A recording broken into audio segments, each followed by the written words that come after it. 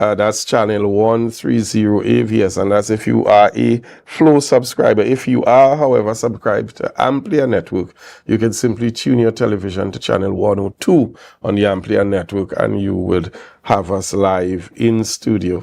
But if you want to send us your comments, your concerns, you want to ask questions, you have a video footage, you have a photograph of something that you really want to bring to our attention, you can do so by sending us a WhatsApp message to 284-6597. That's 284-6597. And this is going to give you the opportunity to share with us those things that you may be wanting to highlight, whether it's something on a personal level or it's something on a community level. And I want to encourage you, as many persons have been doing, to take the opportunity to share as much as possible with us whatever is affecting you as an individual or, as I said, as a community. So this evening, we really want to thank you for being with us. You've stuck it through with us. We're over 3 years old now as a program, and we've been growing from strength to strength by the grace of God and with the support of you, the general public. This evening, I want to go right into introducing those in studio with me this evening. And to my immediate right, we have Minority Councillor, Mrs. Petal Daniel Benoit, joining us this evening. How are you? I am wonderful. Good evening, Marla. Good evening to the Minority Leader. Good evening, Tobago. Thank you again for tuning in to the Minority Report. I know today we had some adverse weather. We hope that everybody is safe. We also heard of some incidents, and we hope persons are keeping safe. So welcome to the Minority Report. To your immediate right, the Minority Leader, Assemblyman Kelvin Morris. How are you this evening? I am quite good. Let me say good evening to Councillor Petal Daniel Benoit, to you, our very reliable and consistent host, and to all the people of Trinidad and Tobago, our loyal listeners, viewers, locked on and will come on at some point to view this program. We thank you for always being with us faithfully on a Tuesday at 8 p.m. and we look forward to the discussions this evening.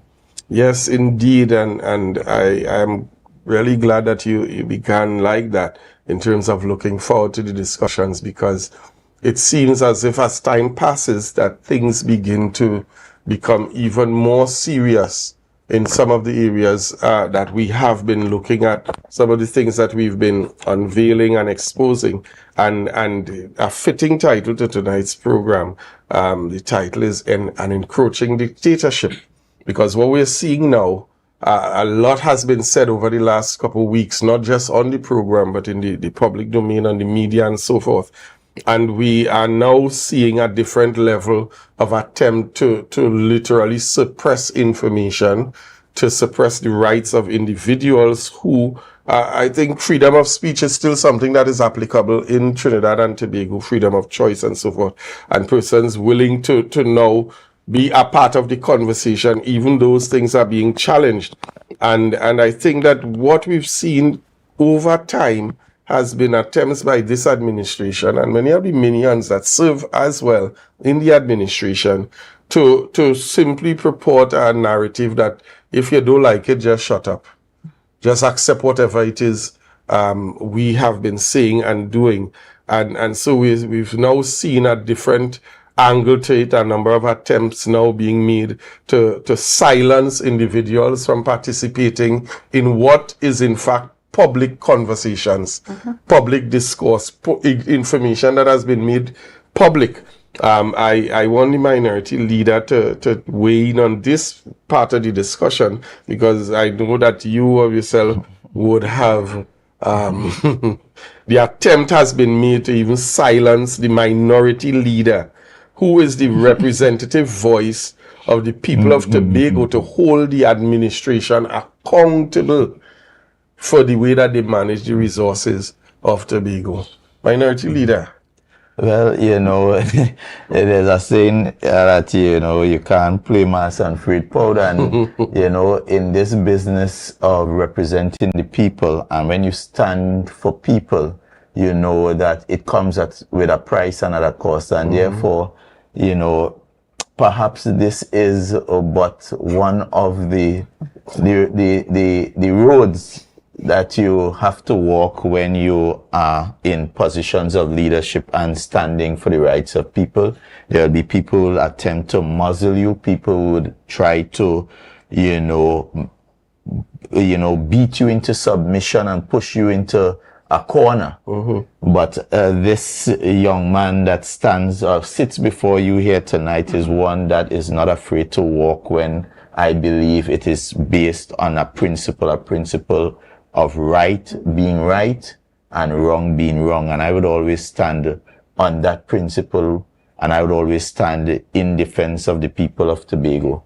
And therefore, no love letter, no kind of action that I know, especially when it's frivolous, will deter me from seeking truth, from seeking justice, and ensuring, public funds, that it is utilized in a prudent and very efficient way to the benefit of Tobagonians, especially those who need it the most, because I came from a background and a family that was not well to do, and I know how struggle feels, how real it is. And when that funding comes to better the lives of those people in particular, those people are who I'm fighting for the most above everybody else, to ensure that that funding trickles down to the people that really need it the most, and it is not wasted and it is not misused. And I will walk the length and I will walk the breadth of both Trinidad and Tobago, utilizing every arm of law enforcement to ensure that anyone that attempts to misuse the very scarce resources of this island is held accountable. And that is my guarantee to the people of Tobago. So there you have it. No scare tactic. And I mean, we're saying it as our dear friend became famous. We're saying it in big. No scare tactic would work. Nothing that is meant to dissuade or to try to persuade the voice of the minority to remain silent. In fact, I'm more motivated. Exactly. And there's a saying sometimes, you throw a corn, you not call no foul, but foul jump out.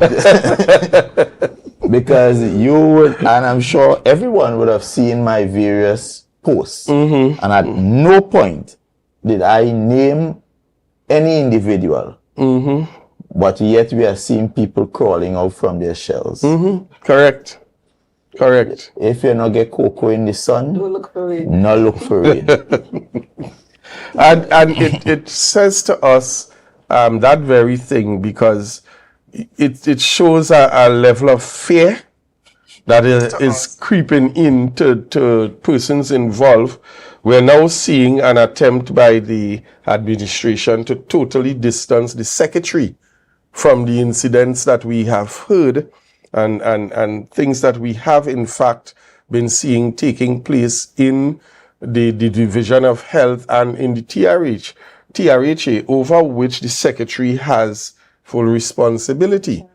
And now we are seeing a total removal of the responsibility and the role of the secretary for oversight in that particular division. And I want to say to the general public that we will never stop until this has been properly ventilated, until all, as the minority leader said, all arms of law enforcement have carried out their respective function, because there's a lot happening here. And, I know Minority Council have to say, but so this matter is now officially, properly reported and is now a matter engaging the Anti-Corruption Investigative Bureau of the Trinidad and Tobago Police Service. So in plain and in big, this matter is now under criminal. I want to repeat that again to all of Tobago. This matter of the procurement of ambulances is now under criminal investigation. And I can assure you, based on the information that I am privy to, that this is far from over.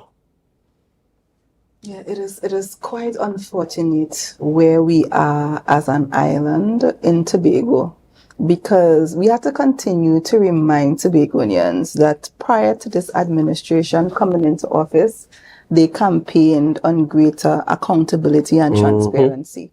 And when the questions are asked, for some reason, they either don't appear to answer, or when they answer, the answer is not appropriate.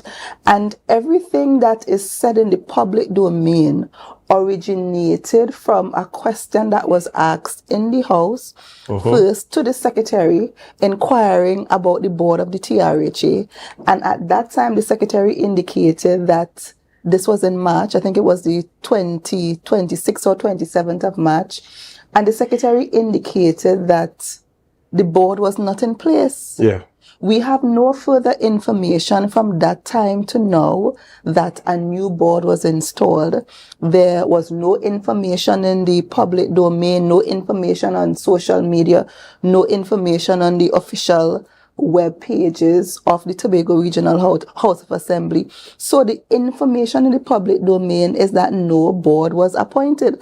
And as a result of that, something such as important as the health sector, right-thinking Tobagonians, right-thinking Trinbagonians, right-thinking people will want to know what is happening with the health sector. And we see day after day issues arising in the health sector, one of which that we are now addressing is the whole ambulance gate issue.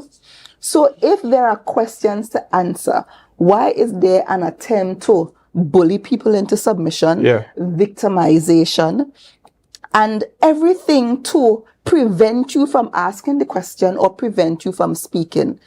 In the interest of greater accountability and transparency, as was promised, why don't you just answer the question? As the minority leader indicated, if you don't have cocoa, then you don't have to look for rain. And if the questions have legitimate answers, there should be no reason why you shouldn't answer the questions appropriately. Yeah, because if I don't know, for persons who pay attention to the sitting, there's one secretary in particular.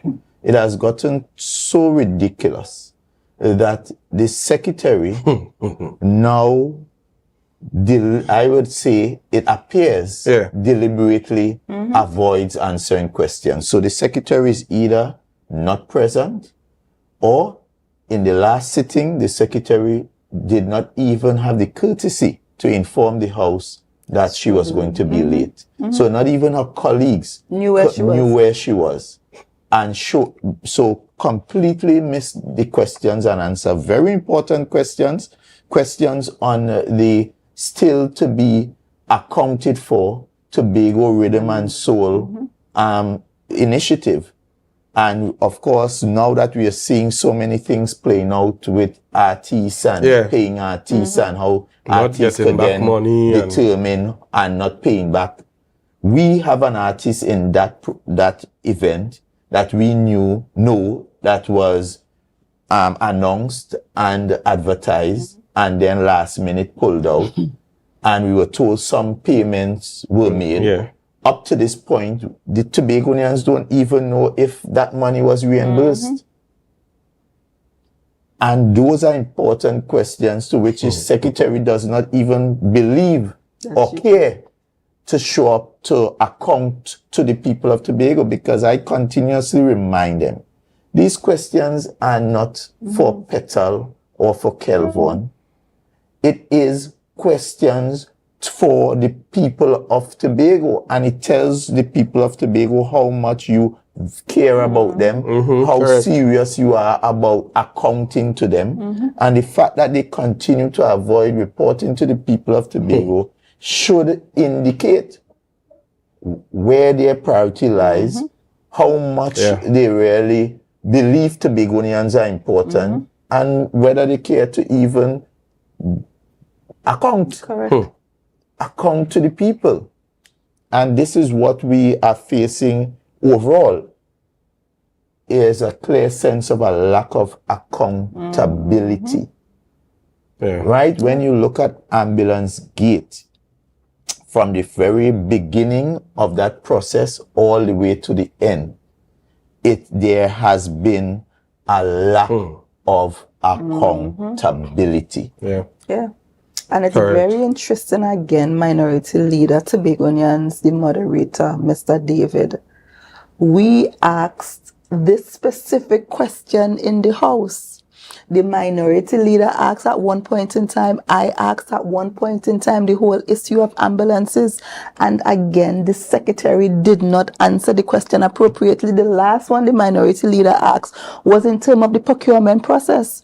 So, and the Secretary, I don't even know what she said. She basically said the process is the process. She couldn't identify what the procurement process was to acquire these ambulances. And we would play, I hope we can play it at some point, because there's something we would tie, because the Secretary was clear to say the process is in keeping with whatever process that the TRH Which is what? And I will demonstrate without a shadow of a doubt tonight that the TRH themselves don't really have a process. Because when you, and this requires more than just the investigation into the ambulance, but what we now need to investigate on a broader scale is we need a full and thorough audit into the Tobago Regional Health Authority, and especially that purchasing/procurement department.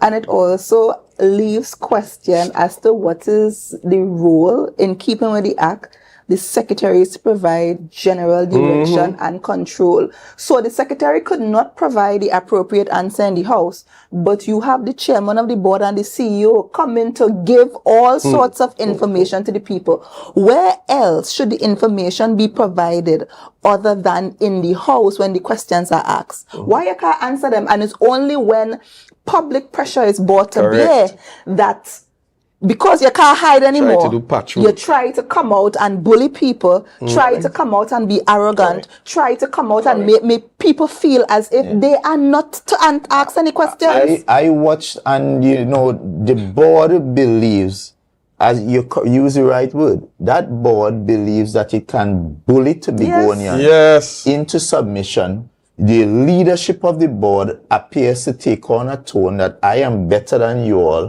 You all are lower than than we are. We are your superiors, and who dare you? To ask who questions. Dare you ask questions? Ask us a question. I saw a reporter being reproached for asking a very important reporters being buffed and belittled. He wasn't paying attention. He wasn't listening. That is what she could say. For asking very important questions. And therefore, the role of the board also has to be called into question.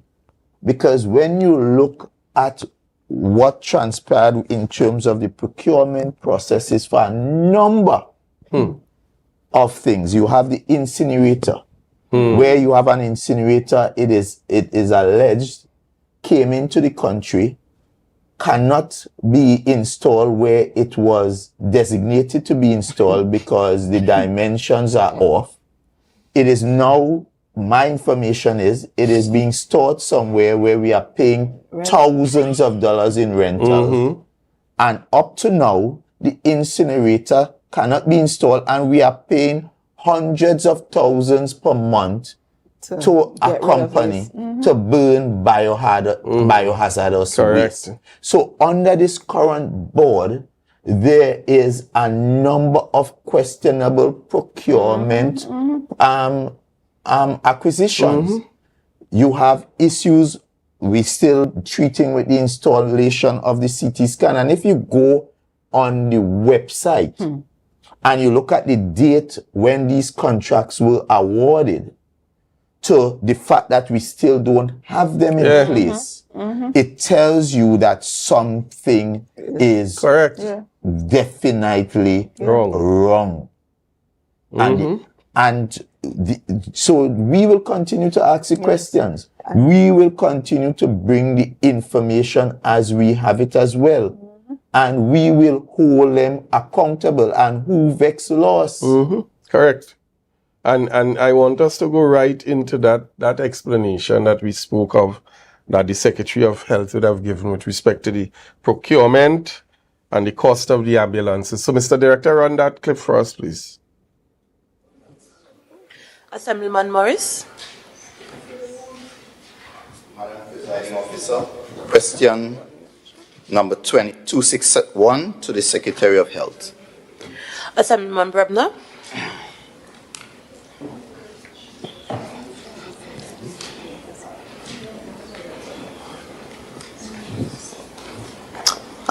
Okay. 261 or 262 relating to the ambulances.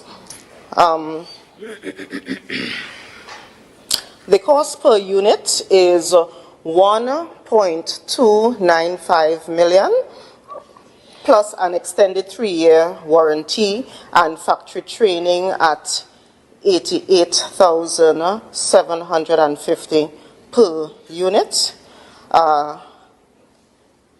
There was the installation of GPS devices with online access for the 4 ambulances at $9,400 total. Fabrication and installation of side door on the 4 ambulances, $56,250. The supplier was paid a total of $8.035 million to date, and this represents approximately 50% of the total cost of $16.605 million for the 12 units that were ordered. Why are they not in operation at this time? 4 ambulances arrived in Trinidad in 2024. 3 of them arrived in Tobago on the 11th of December 24, and they were thoroughly inspected by the TRHA representatives. These units were found to require some additional modification for them to be completely aligned with the legal requirements and the current practices at the TRHA.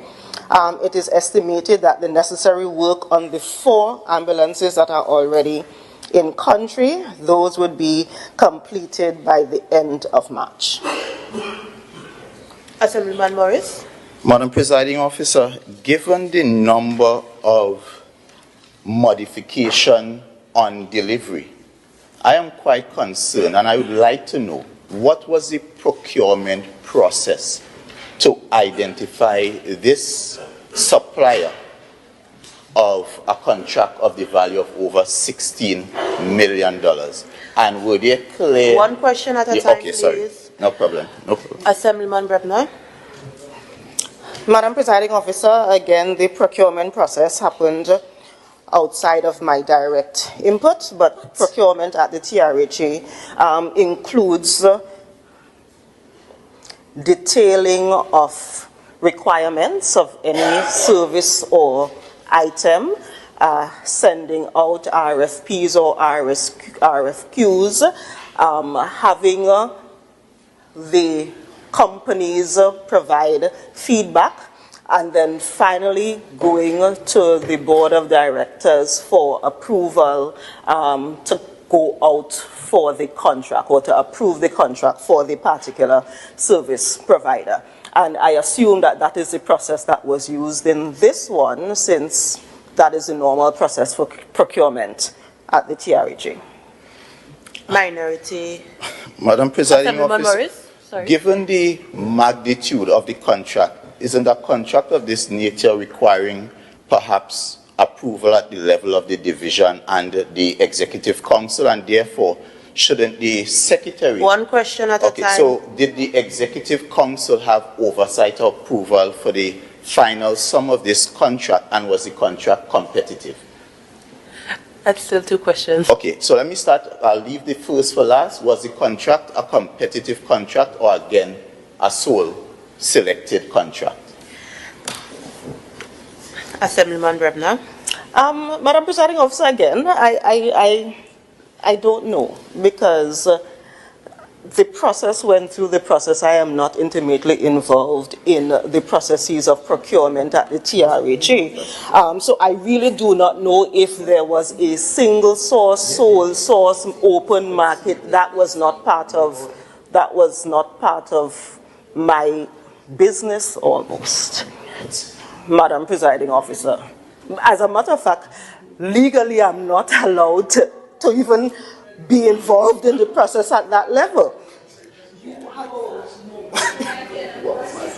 Members.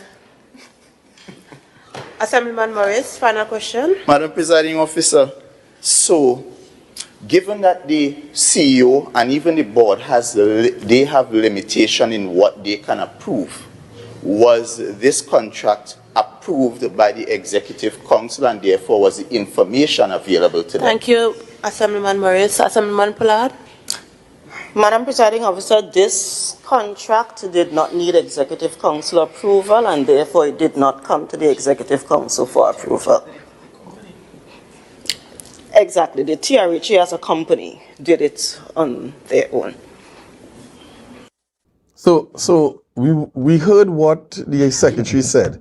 We want to go right to another clip, Mr. Director, with the Chief Secretary, and then when we get back, we'll go into this discussion. So folks, remember what the Secretary said. She doesn't know, she don't know the process, is the process, whatever. Mr. Director, run that clip with the now Chief Secretary. And let me tell you why I will hold all of them accountable. When you go to section 37(1) of the THA Act, it says where a secretary is assigned responsibility for a division of the assembly, he shall exercise general direction and control over that division. And I can replace he with she. In other words, wherever a secretary is responsible for a division, she has general direction and control over that division. I want to tell you quite clearly that public servants are not the ones who decide how to spend your money. That happens from members of the Executive Council.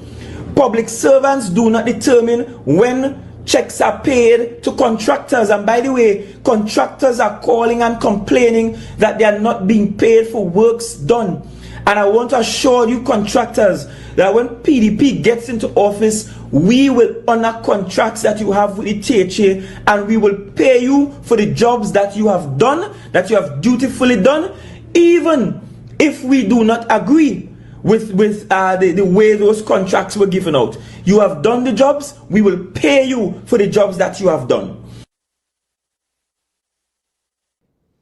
This is a dangerous situation with a dangerous now Chief Secretary who is even contradicting his very own words of holding persons accountable. And then we have a Secretary of Health sitting right next to him saying she don't know what's going on in the... But you see, this is a dangerous if you're to look at the press briefing, what was said there and what was reported in the House, there are significant contradictions. And first to start with, clear and plain, is the CEO reporting that this process started in 2022. As you would recall, in 2022, there was no board. Therefore, if the TRHA was to embark on any procurement of any significant sum exceeding $1 million, they would have needed approval from some authority. And therefore, it is the Executive Council at that time that would have had to be informed that we are looking to purchase ambulances and would have had to provide some kind of approval. So the question we all must ask, what first and foremost, is whether any approval was sought from the Executive Council at all at that point. And if yes, then how could the Secretary now come back and say she don't know about the procurement? And if no, then it means the law was broken. That is the first point. Then you have the Secretary stating about the payment and how the payment was done. And the Secretary appeared to say, well, we only paid 50% or so, while you have the CEO giving a breakdown where they paid more than 50%. Correct. 10 million. So it means we'll even, run that after. and that was when the Secretary reported on that expenditure. That was in March. If you look at the breakdown for that expenditure, that $10 million expenditure would have been expended in 2024. So she ought to have known that it was 10 million and not 8 million. So the Secretary would have, in that situation, would have misled the House. And more than that, when you look at the payment, again, in terms of the reporting of the payment, they are saying the total spend is 16 million. But you have 16.6. Yeah. But you have this Secretary who admitted that after the retrofitting expenditure, the last cost is $1.44 million. And anyone who knows, can do some arithmetic, will know that if you do 1.44 by 12, that takes you over to 17 point something million. So how could they come in the press conference and try to refute the fact that we are saying you are now spending over $17 million?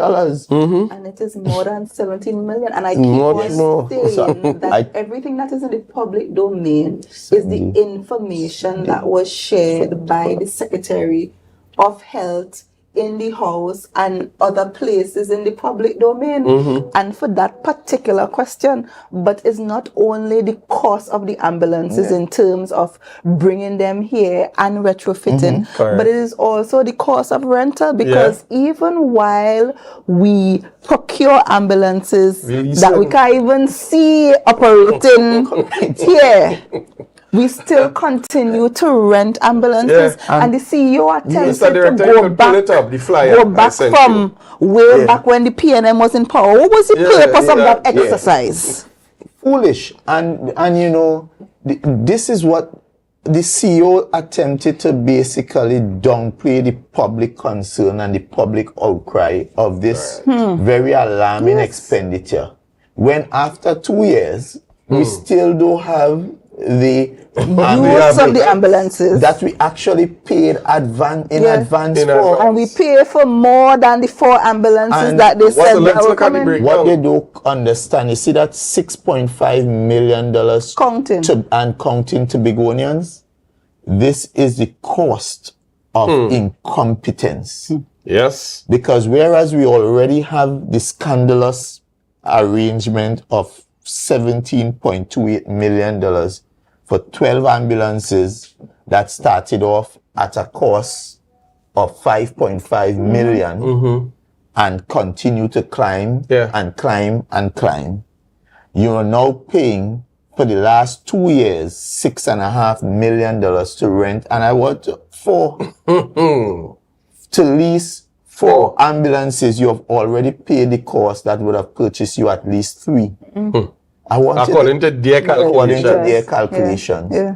So it is not. This is why this ambulance gate is so scandalous, and because you a are mystery. paying alarming costs, incurring alarming costs, and you also have vehicles that have health and safety issues, and for the chairman to downplay those serious health and safety issues as teething issues.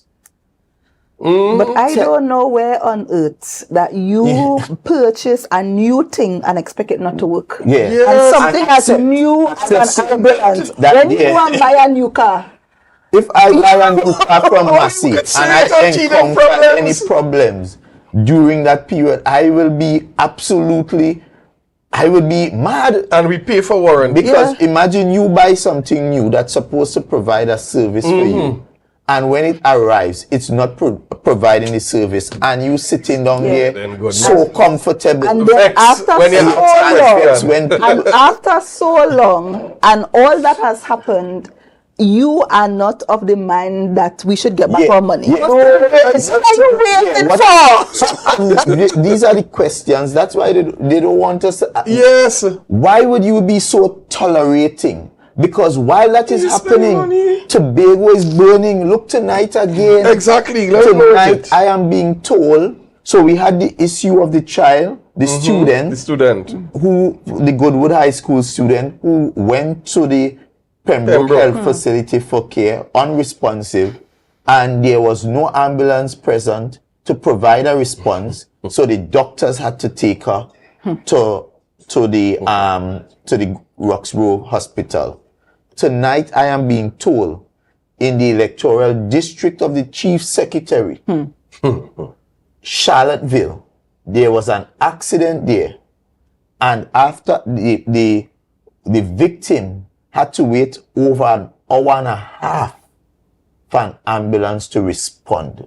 So while we have spent $17 million for ambulances purchased since 2023 and spending $6.5 million additionally to lease ambulances, we have a serious crisis on our hands that is placing the lives of Tobagonians at risk.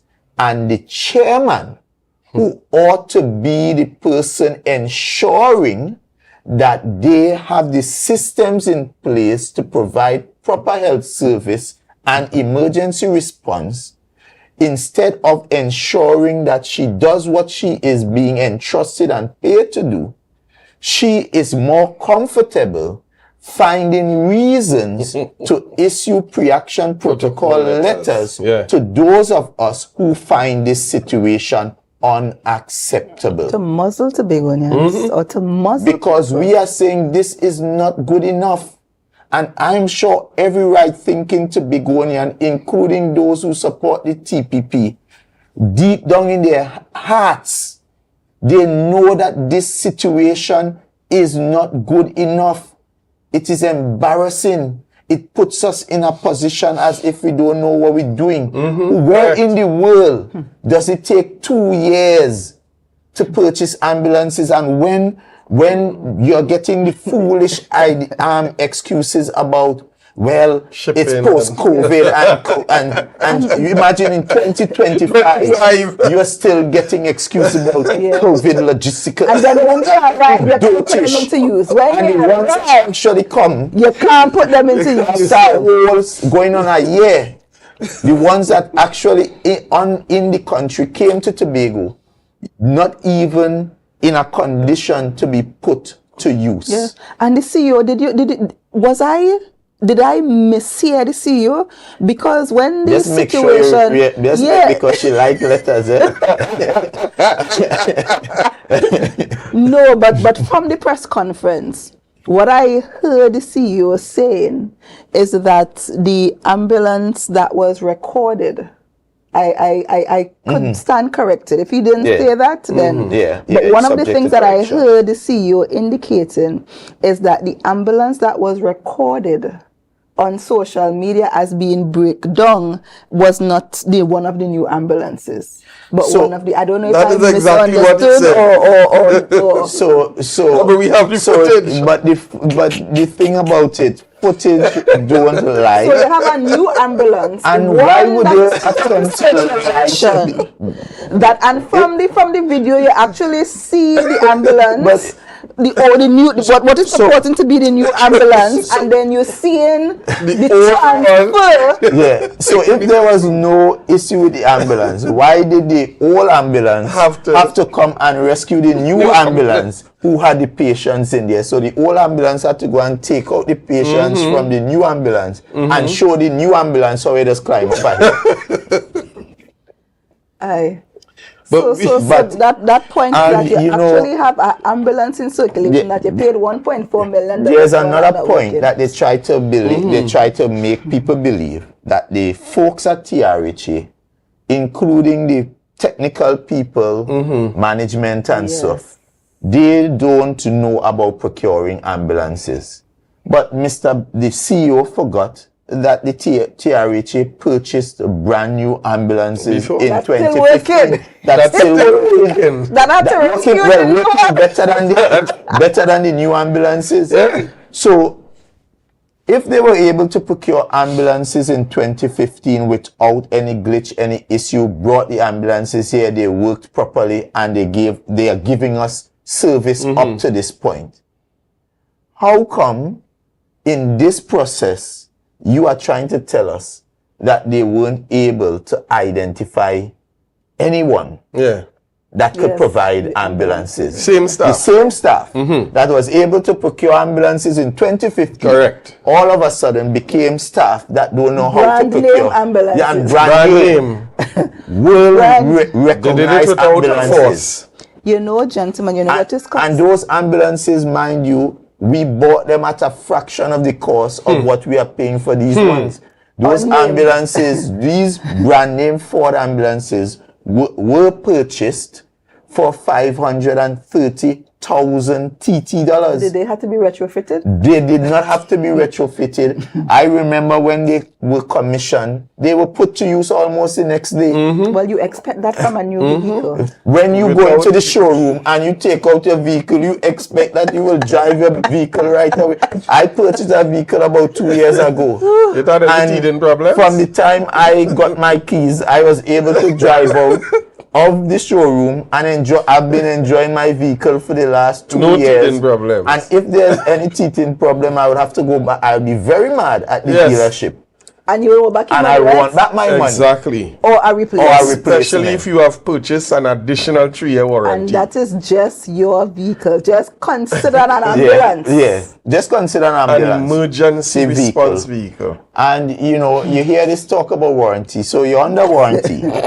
But you, the person who fixing, you are the one who incurring the cost for retrofitting, for fixing, for adjusting all the issues. So the thing about it, Tobago, we may chuckle, but this is very serious. This is a very serious matter. It is a matter, as I said, that is under investigation, both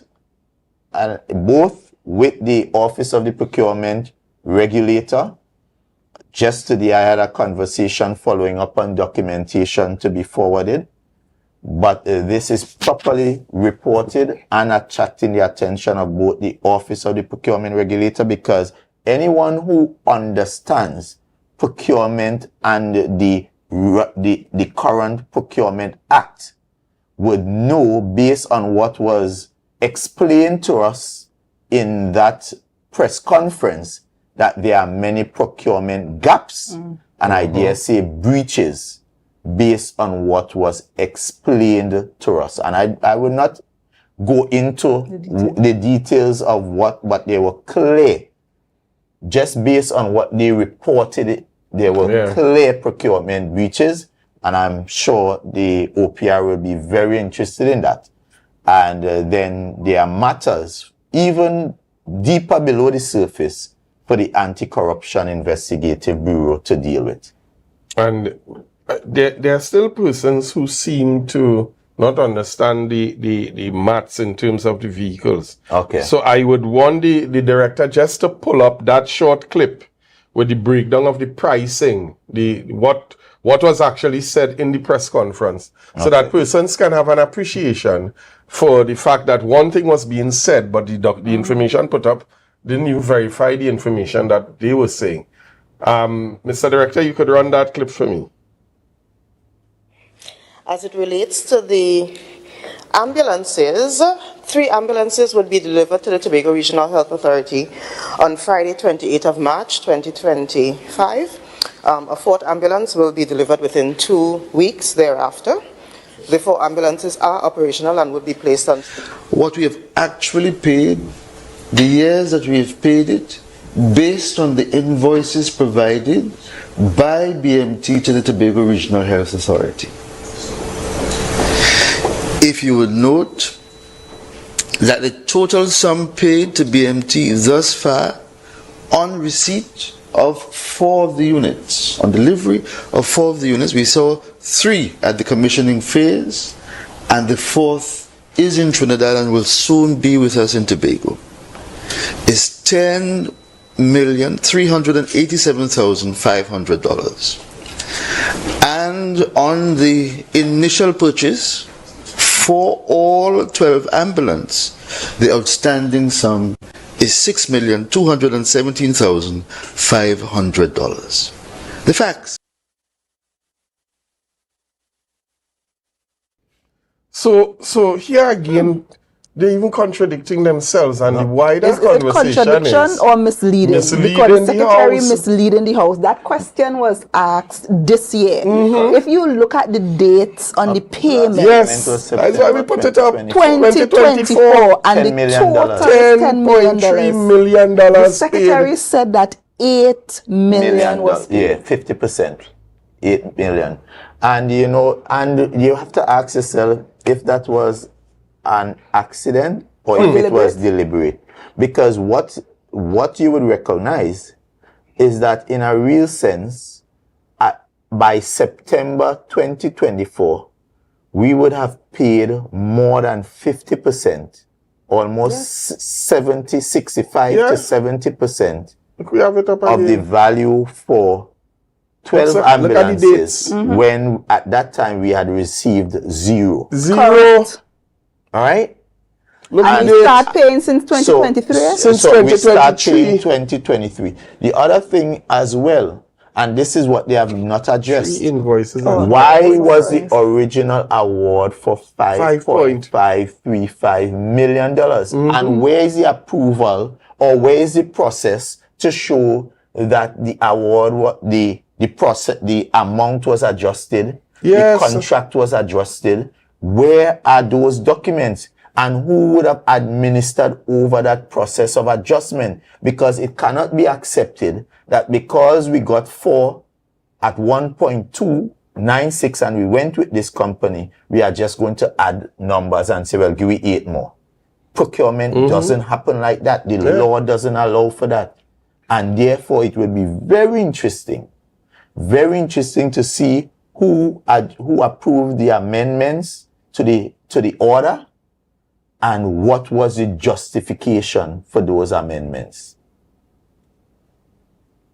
So, and it would, we really need to see the contract, because we would now have to see what was the payment terms. Yeah. Because how at September you are paying almost 70% of the value for vehicles that you have not received. You have never gone to India to even inspect the vehicles to say, well, yes, all you have gotten.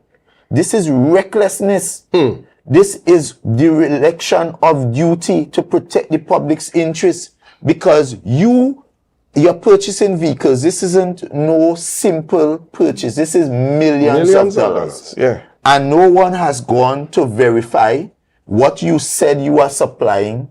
So all you are going on is pictures you received, and you have already committed payment for vehicles you have never tested.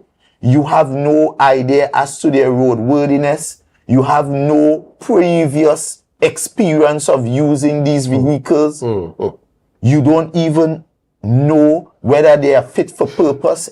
Hence, we are now experiencing the problems we are experiencing. But yet you would have made advance payment of over $10 million. The question is, on whose call? Who gave the approval to pay that amount of money in advance? Yeah. But the thing is, why did we continue to pay when we didn't receive? Correct. The first. Because at Didn't least have any yet. Yeah. This shows about 4 or 5 payments. Because the made. point is, you've paid for even more than the 4 that was on its way. Yes. So you would think, okay, I'll Wait pay for the until first 3 and or wait. first 4 See what to you're see getting. what I get, make sure it's roadworthy, and then you fulfill Mr. the rest Director, of pull it back payment. up for us. Let's So look at those dates again. Let's go through the dates. Yes, let me go payment. through the payment schedule because this is quite interesting. Yes. Look at this payment schedule to Begonians. So a contract, I want you get to zoomed remember Yeah, on and look at the dates because on their website, the contract is awarded on the 23rd. Or let me check the website because I want to confirm. Yeah. It was in July the contract was awarded. So the award date, 7th of the 7th, 2023. So 7th of July contract awarded. I want to let you watch this. And within awarding the contract on the 7th July, an invoice 1 month later. No, not 1 month. Days. No, the payment. Look at it. 25th of July, 7th of July contract awarded. All right. Yes. Right.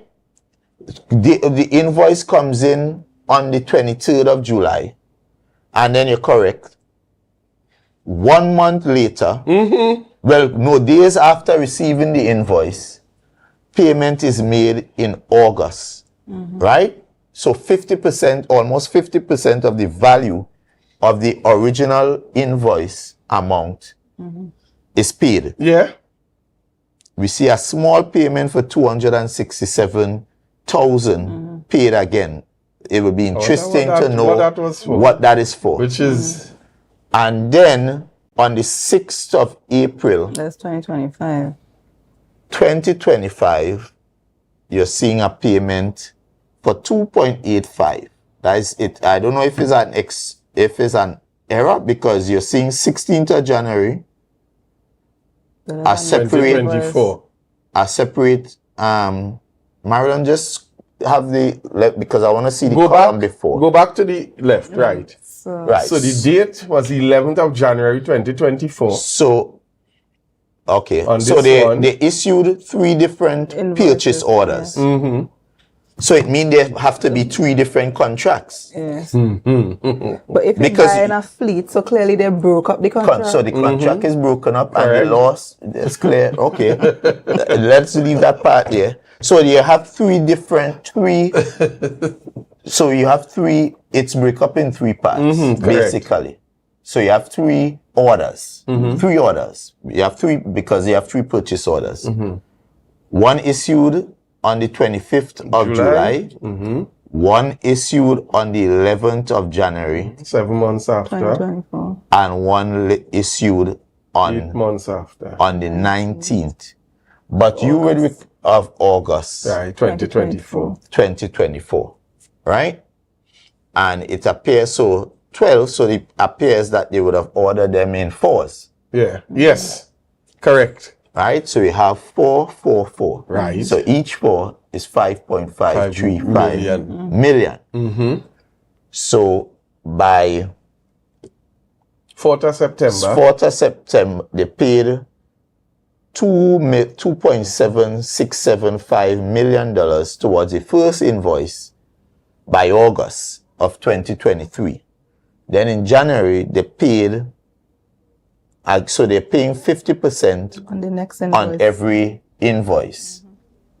The 200, but right? they were paying from since the 9th and of then, August. so they've made, so by the 6th of April 2025, that was the third payment. Without a board, when did this chairman said she got her instruments in April? Yeah, 20-something. 20-something. Yeah. So the CEO made a payment, or it appears that approval would have given for a payment without a board 2 million. of 2 million, and based on what I know is the CEO's limit, as far as I know, it is 1 million. 1 million. So it would be very interesting to see on what authority did the CEO make this payment of 2.8 million when there was no board at that time to approve that payment. And that committee that was That committee, appointed- well, we know that is illegal. Yes. That is The committee unlawful. illegal. That is unlawful. The THA does not have the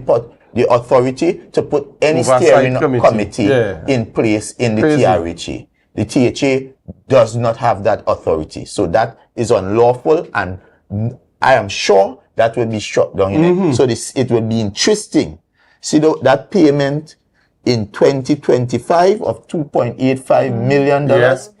It will be very interesting to see on what or whose authority that payment was approved. So they've, in a real sense, they've paid almost full for the 4 ambulances, although only 3 is in service. I want to Tobagonians to understand what's happening. So you got 4. They said 1 was damaged. 3 we got, but not working properly, so they had to go and do. But yet we have paid almost in full. Yeah.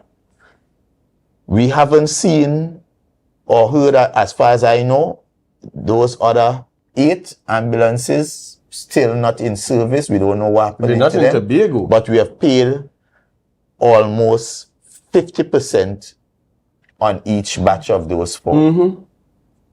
So, Correct.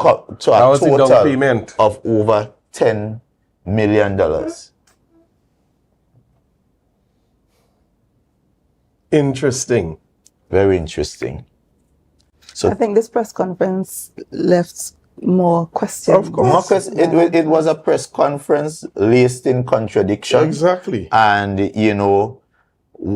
sometimes I want to encourage Tobagonians to see through this current administration is very good at glossing up and blowing up things. They're good at shaping narratives. So they will come and talk to you intelligently. Yeah. And it is easy in that moment to lose focus on the real issues. What are the real issues in this ambulance gate arrangement? It is that the facts of this matter is that we attempted to procure ambulances in 2023, and a contract was awarded in 2023 to the tune of $5.535 million. And it was expected that within that period, a reasonable period, ambulances would have been delivered. 2 years later, those ambulances weren't delivered, only to show up very recently. Yeah. And showing up, they are proving not to be roadworthy. There are a number of health and safety issues. And of course, there's a question of value for money, because the brand of ambulance that came is a brand of ambulance you are seeing online that at its very highest is about $400,000. Yet we are paying $1.44 million. And you're paying $1.44 million for vehicles that still is not fit to be put into service. So that is the crux of the matter, and therefore the questions we are asking is, how did we get here? How did the board of TRHA, how did the TRHA get to the point of procuring ambulances at the value of $1.44 million that on arrival has proven not to be roadworthy, to the point that even after they came in December of 2024, we are now in June, and they are still having to do a number of retrofitting and adjustments, trying to get it to be roadworthy.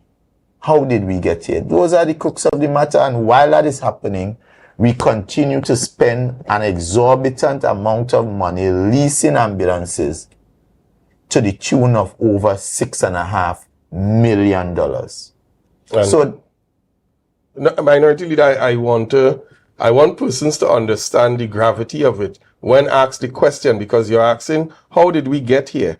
Part of that involves the company that was sourced to correct. bring these ambulances. So I want them to there- see there when the are question was issues- asked. So there are issues of procurement, there are issues of health and safety, and there are issues of overall management and oversight. Because now you're seeing payments happening, you're wondering whether those payments were made in accordance with the law. Yeah. And therefore the questions have to be answered. And one must not feel uncomfortable if you know you are acting above board. If you have no cocoa in the sun, when the questions are asked, you should be happy to provide the answers. Because I'm seeing the chairman saying that, well, I as minority leader ought to have written. There's no record of me writing to her to find out. You asked the question in the house. I asked the questions To the person responsible. the elected person with the proper authority to report to Tobagonians on this According matter, to which the is the Chief secretary, who according to Act, section 37(1) of the THA Act, has the responsibility for the direction and control of the Division of Health. And all the agencies and the TRHA to the secretary. Because the act substitutes where you see minister, when in the Regional Health Authority Act, it is substituted by the secretary as it relates to the Tobago Regional Health Authority. Correct? So that is the law. Correct. So therefore, when we speak and we ask questions, when we ask it to the secretary, we ask it to you as well, Madam Chair. You ought to have provided your line secretary with the information so she can address the public. That is how you do governance. I don't know that we have to teach you all how you treat with governance issues, especially an issue so important. It took you all almost 21 days to respond. And rather than respond with a level of humility, rather than come and apologize to Tobagonians, that it has been over 2 years, 24 months we have been waiting for ambulances that you are seeing on record we paid for since August of 2023. Correct. We paid our Full money. set. Yeah, What we should have And had you now didn't get ambulances, since and you are 2023. treating us like if we are the ones doing something wrong by asking the questions. Yeah. Mr. Director, Wrong cue that clip for me, It's please. quite unfortunate. As a matter of fact, run if it so we back to could the go. payment too, why was that amount? And again, why was the amount of 8? Because it was really 8,000. Because if we look at the payment, it's 8 million. 8 million. The last because it payment was the is in after the- April 2025. But if that was the first tranche, for whatever better word, or the first fleet, why didn't we wait until the fleet arrived? Or even if we had to pay half, why didn't we wait until the fleet arrived to pay for the Yeah, further? why did you continue to paying pay for more? On the other orders. Yes. And you didn't again, receive the to first one reiterate too, the point as in yet. terms of the authority to pay that $2 million. Yeah. What authority did you pay that $2 million? Because on? and I want people to understand, right? So I know there's a season where people, so the way how payments are done in the public sector with public funds, there must be some authority upon which you are paying. You don't just arbitrarily, because I get an invoice, I pay. You have to have some guiding documentation that will authorize you to process this payment. And therefore, this is why the question is being asked in a situation where there was no board in place. Who or what was the authority that would have authorized the officer to act in a manner that in an authority that he does not properly have, since a CEO is usually given a signing authority, Delegated authority. of a certain amount. And in this situation, it would have exceeded that $1 million threshold. So, we getting queues already, but before Yeah, we so- leave, yes, we so- want to get this. Mr. Director, run that last clip for us, please. The one with the response from the chairman to the question. But how did Biomedical Technologies end up with the contract to procure and supply the ambulances if they were not listed? I know you had a list. I don't think you were listening. I don't think you were listening. So I am going to depend on your colleagues to replay the footage. But Dr. Baker went through our format categorically. We said to you categorically that we reached out to the people who sell vehicles. You saw the list. Answer Motors, this one, that one. And none of them offered us an ambulance. So we went further afield. I don't know what list you are talking about, but certainly what we did was we reached out first to vehicle providers, which seems logical. An ambulance is a vehicle. Why wouldn't Answer Motors be able to sell us an ambulance? They sell vehicles, but they couldn't because perhaps it was a medical vehicle. So then we reached out to persons who supply medical equipment. In fact, if we were to go back to one the long document, you would see from that document that we even went to websites. We even went to websites around the world that said, well, maybe, we could sell you an ambulance.